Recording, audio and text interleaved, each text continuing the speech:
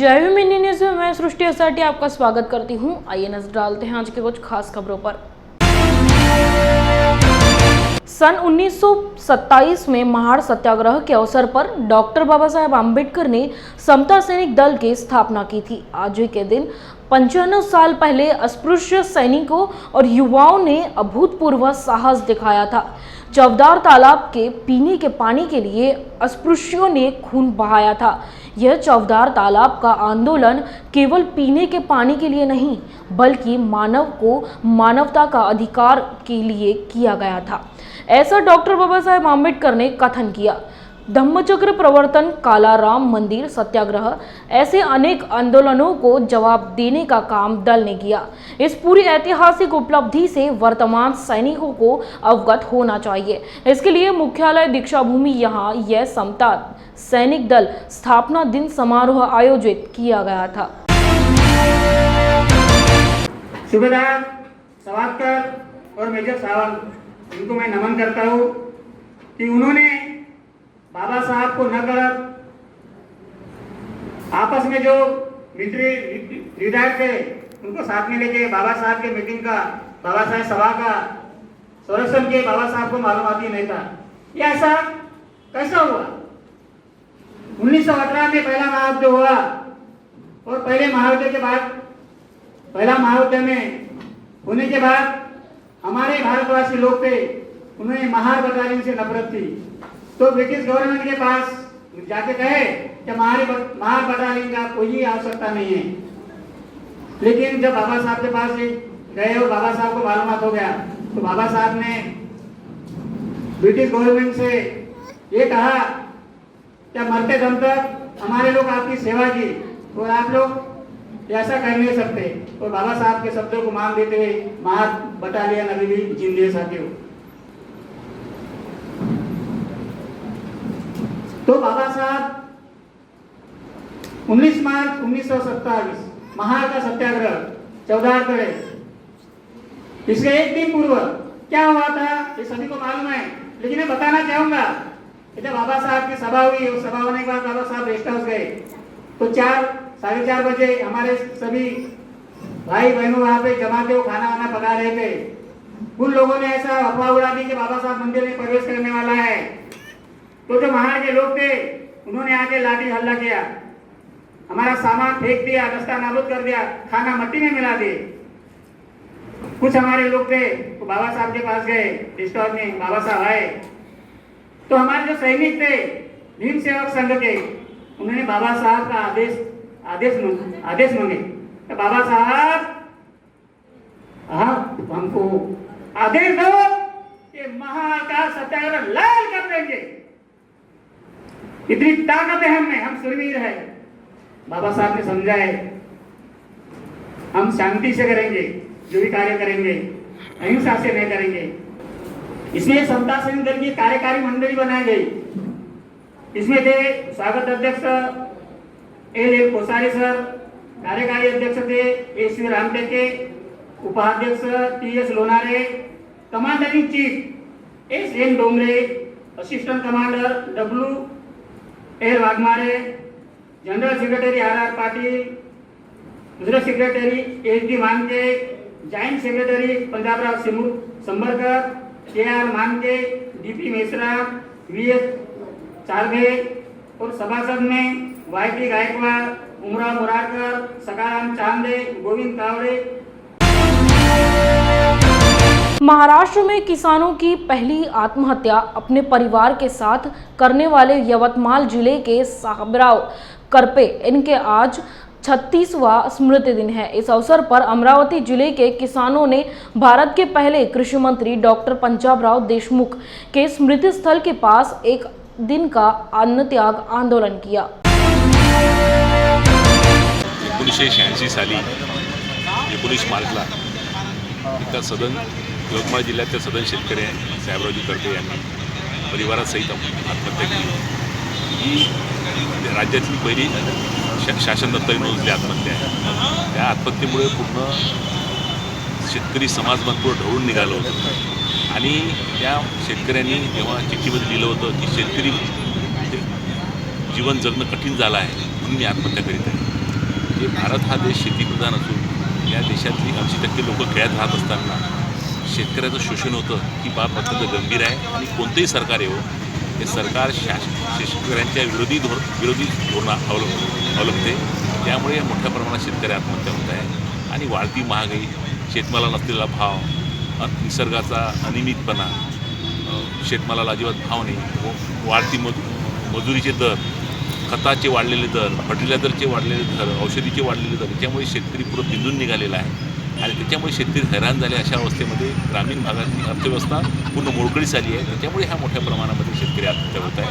माझी सरकारला एवढीच विनंती आहे की शेतकरी म्हणून शेतकऱ्याला मोफत वीज, मोफत पाणी जर दिलं तर त्यामुळे निश्चितच त्याचा फार मोठा फायदा होईल आणि शेतकऱ्यांची जी अवस्था ही झाली याला कारणीभूत शासनाचे बेजबाबदार धोरण आहे.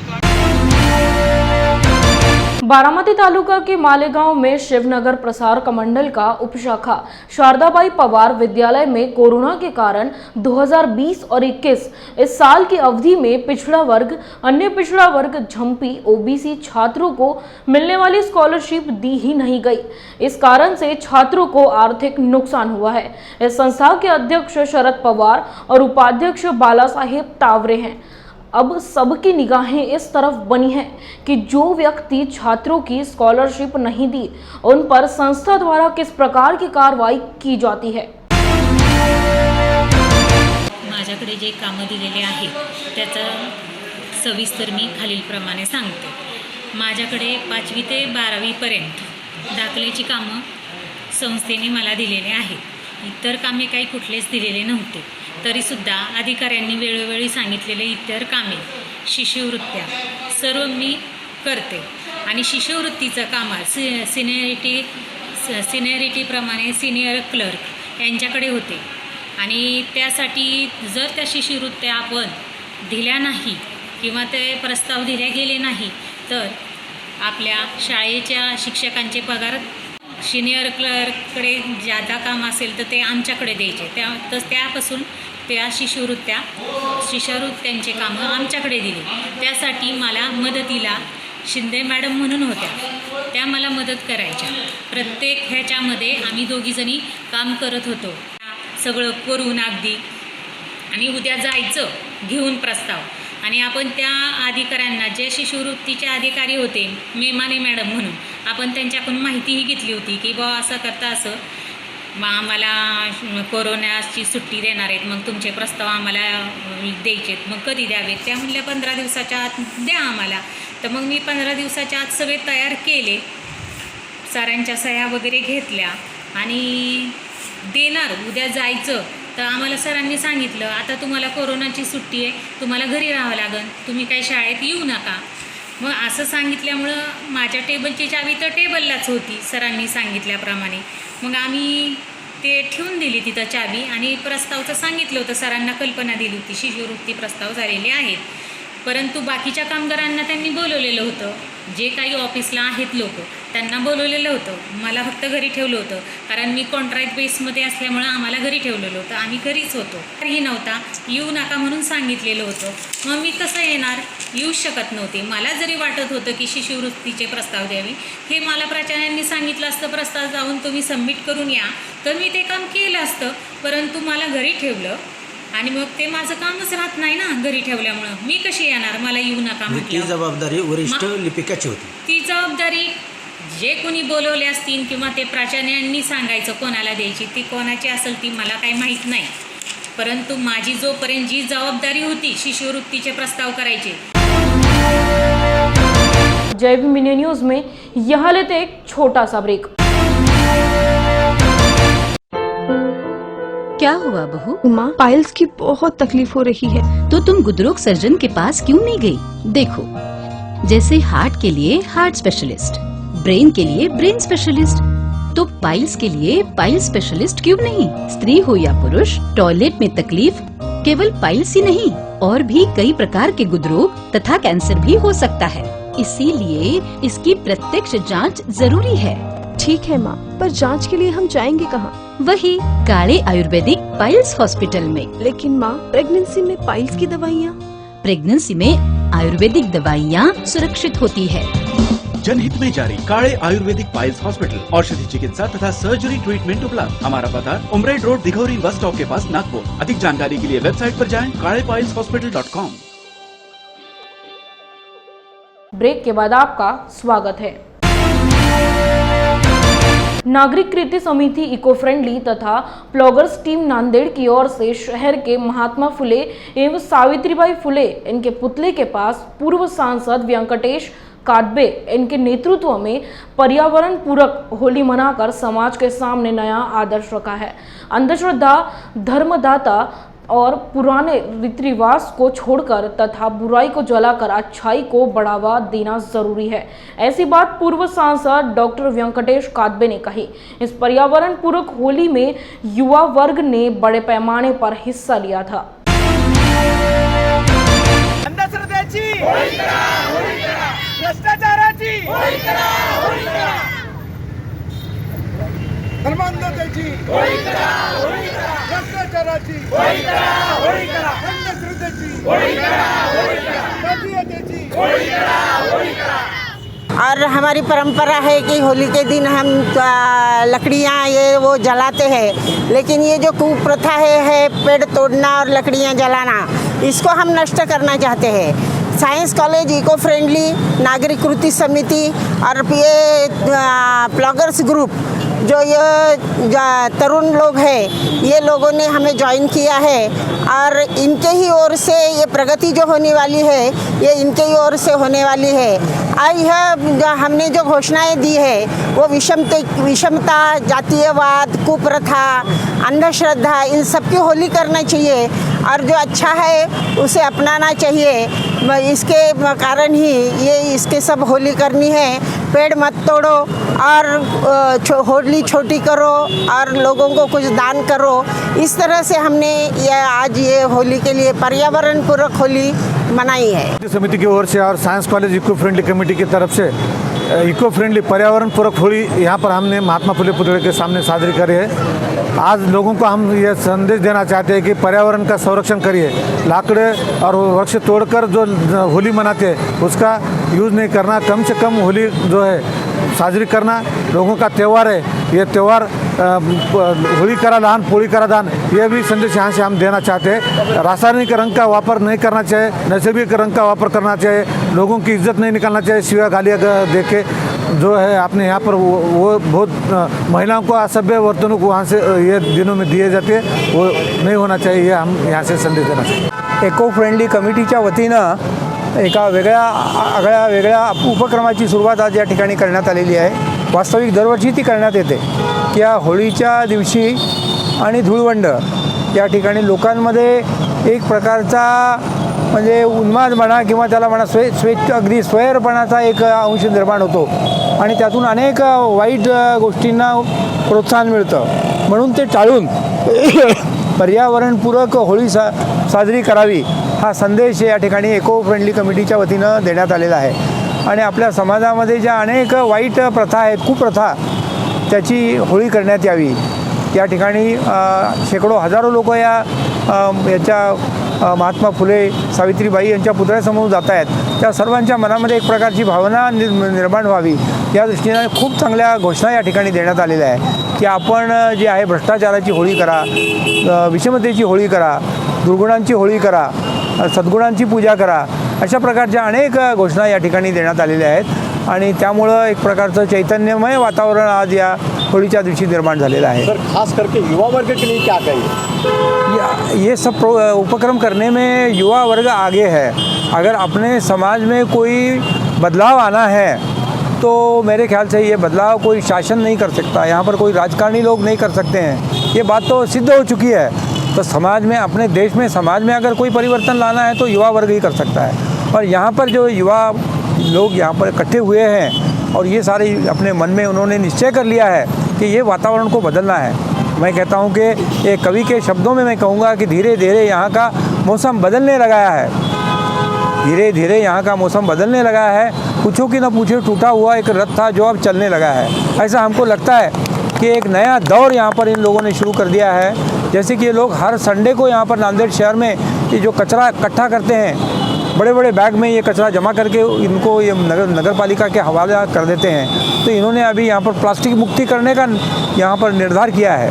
तो ये सारी चीज़ें जो होली के दिन पर जो है जो बुराइयों को यहाँ पर जला देना और अच्छाई को बढ़ाना, ऐसा ये युवा लोगों ने निश्चय किया है, अपने मन में उन्होंने तय किया है और उनकी जीत ज़रूर होने वाली है।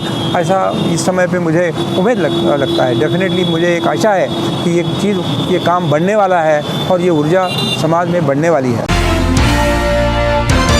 माजलगांव जिले के बीड़ में छत्रपति शिवाजी महाराज, संत रोहिदास तथा माता रमाई इनका संयुक्त जयंती समारोह मनाया गया। माजलगांव शहर से एक भव्य रैली भी निकाली गई। कार्यक्रम का उद्घाटन माजलगांव के विधायक प्रकाश सोलंके इनके हाथों किया गया। डॉक्टर बाबासाहेब आंबेडकरांचा निळा ध्वज अशी प्रचंड मिरवणूक या शहरातील या मतदारसंघातील सर्व तरुणाई जवळजवळ 500-700 मोटरसायकलचा ताफा, 100 गाड्याचा ताफा अशी एक भव्य दिव्य रॅली, मला वाटतं महाराष्ट्रात गौरवजी अशी रॅली पहिल्यांदाच तुम्ही काढली आणि ही रॅली काढण्यामागचा उद्देश आहे की हे जे बहुजन समाजाचे हे जे सर्व नेते होऊन गेले आणि त्यांचं प्रतीक म्हणून भगवा आणि निळा झेंडा हे आता परत आपल्या देशामध्ये जे काही घडतंय, देशामध्ये जी जातीयवादी राजवट आलेली आहे तिचा खंबीरपणाने मुकाबला करायचा असेल तर या भगव्याला आणि निळ्या झेंड्याला एकत्रित आलं पाहिजे ही बहुजन समाजाने आता ओळखण्याची गरज। हे सरकार RSS विचारसरणीचं सरकार, हे सरकार मनुवाद्याचं सरकार, ज्या मनुवाद्यांनी सत्तानुसत्त बहुजन समाजाचं शोषण केलं, आमच्या बहुजन समाजाला त्यांनी शिक्षणापासून वंचित ठेवलं, आमच्या माता भगिनींना शिक्षणापासून वंचित ठेवलं, कारण त्याला माहित होते हा बहुजन समाज जर शिकला तर त्याला कोणी रोखू शकत नाही। म्हणून बहुजन समाजाला अडाणी ठेवायचं, मागासलेला ठेवायचं, दारिद्र्यात ठेवायचं अशी जी काही विचारसरणी आहे त्या विचारसरणीचं केंद्रामध्ये सरकार आहे, जे खरोखर या देशाचं दुर्दैव असं मी मानतो। आणि म्हणून आजच्या या मेळाव्याच्या निमित्तानं मला या ठिकाणी उपस्थित असलेल्या सर्वांना विनंती करायची की शेवटी बहुजन समाज या देशातला जर शिकला नाही, सुधारला नाही तर या देशाचं मागासले पण कधीही जाणार। आणि म्हणून हे जातीयवाद पेरणारं, धर्माधर्मामध्ये भांडण लागणारं ही जी काही विचारसरणी या देशामध्ये आलेली आहे ती विचारसरणी समूळ नष्ट करणं हे बहुजन समाजातल्या प्रत्येक कार्यकर्त्याचं काम आहे असं आमच्या प्रत्येक माता भगिनीचं हे काम आहे। उपस्थित असलेले माझे सुद्धा मोठे बंधू आदरणीय आदित्य देशमुख साहेब आणि मोठे राहू पाहिजे ते माझ्या आमदार आपण नव्हतो मोठे पण घडत आले। भारतीय जनता पक्षाचे ज्येष्ठ युवा नेते रवींद्र आडसकर साहेब महिला आयोगाच्या 2-3 गोष्टी आपल्यासमोर मांडणार आहे। सर्वांची जेवणाची व्यवस्था सुद्धा आम्ही केलेली आहे, जेवायला बाहेर जायचं नाही। आता कधी अगोदर सांगितलं होतं दादा मुद्दाम लोकांना सांगतोय जेवणाची अत्यंत सुंदर 2000 लोकांची जेवणाची व्यवस्था सुद्धा आपण याच जागेवर केलेली आहे। पहिल्यांदा मी या महामानवाच्या जयंतीच्या निमित्तानं दादांचा आभार मानतो। आरती दिवाळी सुरुवात केली, आरती दिवाळी प्रयत्न केले नाही असं मी मानत नाही। 3 वेळा नागपूरला गेलो पण दादा सर काय तुझा खर्च केला 4 वेळेला मुंबईला गेलो त्याही आयाचा जेवणाचा सारा खर्च मी केला पण तुम्ही मुख्यमंत्र्यांची भेट घालून जिल्ह्याने प्रामाणिक प्रयत्न केला मुख्यमंत्र्यांची वेळोवेळी भेट घालून दिली दुर्दैवानं एसटी महामंडळाच्या लोकांनी छत्रपती शिवाजी महाराजांचं स्मारक आणि बाबासाहेबांचं स्मारक होऊन देण्यासाठी आडकाठी घातली दादांचा आभार मानतोय की दादा तुम्ही फक्त प्रयत्न केला नाही तर एसटी महामंडळाच्या अधिकाऱ्याच्या छातावर लाभ मारली जेव्हा तुम्ही छातावर बसला आणि सांगितलं हे स्मारक झालं पाहिजे जागा ही जागा तुमची असेल परंतु ही जागा परत हे माझ्या नोकरांची जागा आहे नगरपालिकेची जागा आहे आणि ही बाबासाहेबांच्या स्मारकासाठी आणि छत्रपती शिवाजीच्या स्मारकासाठी मिळाली पाहिजे। आज के लिए बस इतना ही। आप देखते रहिए जय भीम इंडिया न्यूज।